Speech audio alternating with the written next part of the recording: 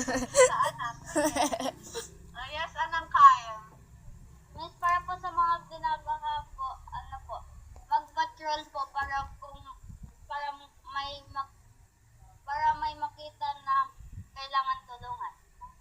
Okay, magpatrol daw para makita natin kung sino ba talaga yung mga taong kailangan pa ng tulong. Anak, sa pakikipagbayanihan o pakikipagtulungan sa ibang tao, hindi naman po palaging kinakailangan may pera. Halimbawa, tulungan mo lang silang ilikas yung miyembro ng kapamilya. Tulungan mo lang silang ilikas o sagipin yung mga gamit na naiwanan nila is maaari ka nang makatulong sa kanila. Hindi po palaging kailangan may involved na pera. Kung ano lang po yung kaya natin, pwede naman natin iyong gawin para sa kanila. Alam niyo po ba kung paano na ipakita ang pakikipagbayanihan nung panahon ng COVID-19?